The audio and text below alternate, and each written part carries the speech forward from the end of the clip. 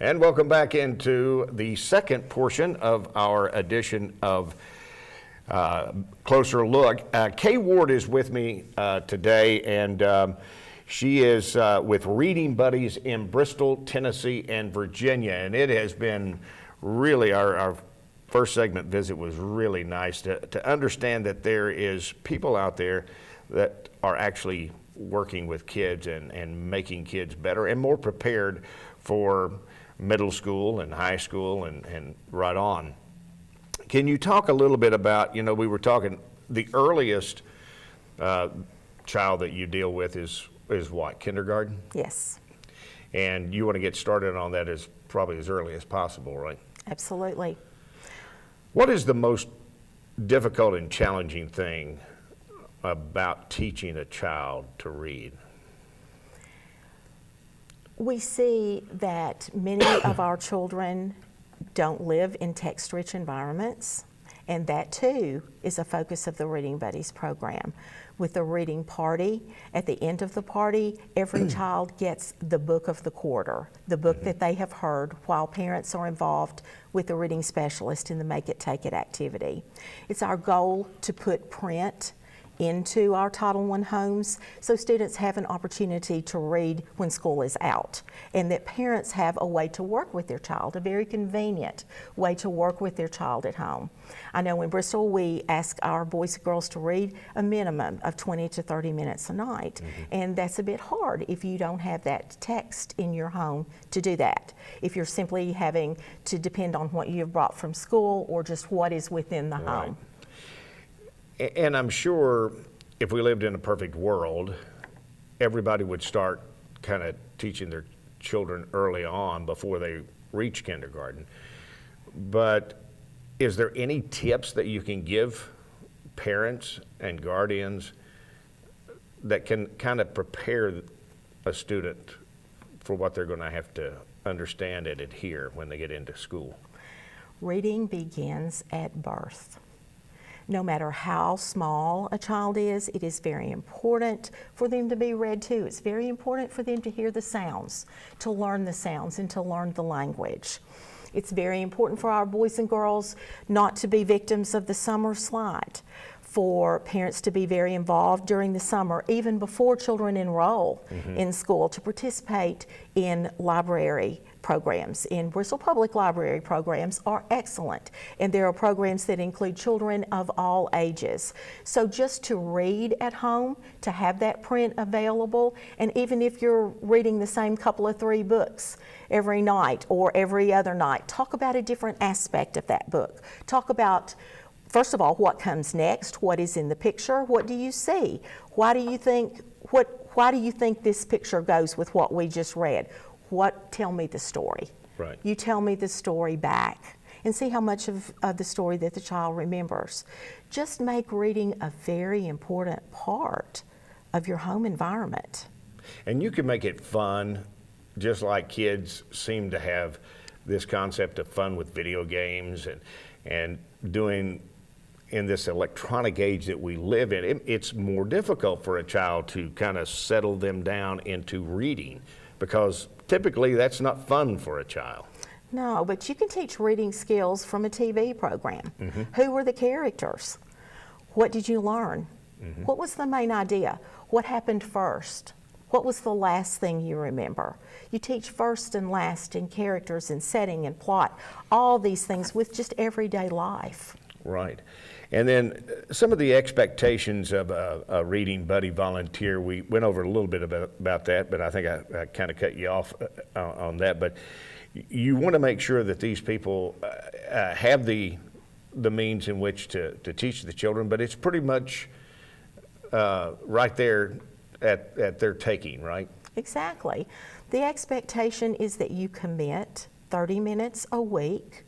Now, with that being said, life happens. Oh, yes. Many of our Reading Buddy volunteers are business folks, and their jobs require them to be out of town, or they may have sick children, whatever. We have many folks that are retired that take care of elderly parents. We have some stay-at-home moms. We have folks from all walks of life. We're very flexible with those schedules. We truly are. But in the very beginning, we want folks to dedicate 30 minutes at a certain time of the week, every week, to their reading buddy, unless something comes up.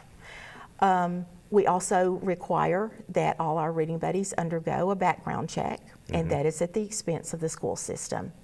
So really, we just need our reading buddies to be very dedicated folks as far as the time commitment is concerned, to enjoy working with children, and to believe that education is the key to a successful life, and being able to get a good education is to be able to read.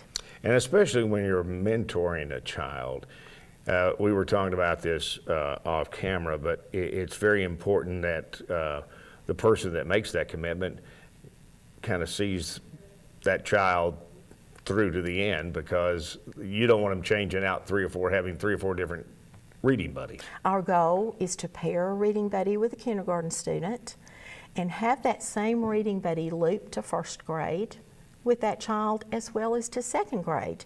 Now, with that being said, we have children that move, we have reading buddies that become committed and have to drop out, but our goal is for a reading buddy to come in, pair with a kindergarten child, and see that child through the second grade. Now, as far as we were talking about reading instructors and their requirements, what is the requirements basically for being able to do this? Do you have to have some kind of schooling or anything like that? Enjoy children and believe in the need for children to be educated and to be able to read. That's it, and to undergo the background and pass the background check. How are parents involved in this program? How do you get parents involved? Our parents are involved through our reading parties, our quarterly reading parties. We also hope that they are very involved every day as their child comes home. They talk about what happened at school during the day, and they reinforce those skills with the Make It Take It activity that has been presented and has been made at the party, and just basically read to their child. Read to their child, talk about their day, talk to their child. Conversation, again, is the foundation of good language arts skills. So be very not involved, but engaged. Right, which is a difference. There is a difference, absolutely. Now, as far as support, obviously you have the support of the school system and you have the support of the state. We do. And that really helps you to get that message across. Absolutely it does, but I can't talk about support of the Reading Buddies program and not talk about support of our community on both sides of the state line. Our local businesses have stepped up in a big way to allow their folks to leave work for 45 minutes or so to come into schools. They have also stepped up in a huge, huge way with financial support. We have also had great support from United Way of Bristol. The Reading Buddies program is an educational community initiative of United Way of Bristol this past year, as well as the Bristol Chamber of Commerce. The Reading Buddies program has really become a community initiative within the city of Bristol. Now, where does your funding come from? We really have funding from local business, from local groups, and from local charities within the city of Bristol. United Way of Bristol has also been very supportive just recently with some funding. Now, if more people, more businesses, and more people obviously get involved in this, how can they get in touch with you and show their support for this program, either through funding or letting employees have that time off to go and do what needs to be done for these children? That would simply be a contact to me. I may be reached by email, by school system email, or by a Bristol, Tennessee City School phone number. We also have Reading Buddies Bristol, Tennessee, Virginia, a website. You can go on the website, you can choose whether or not you want to be involved in Bristol, Tennessee, or you want to be involved in Bristol, Virginia.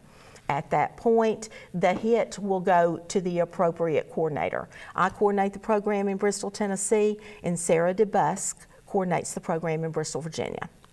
That's incredible. And really the support that you've had from the community is what really keeps this program going. Yes, sir, it is. It is the program.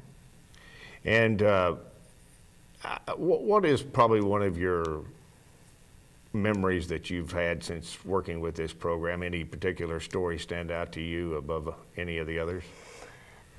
The very first year, we had a gentleman volunteer, and to be quite honest, he was a bit nervous.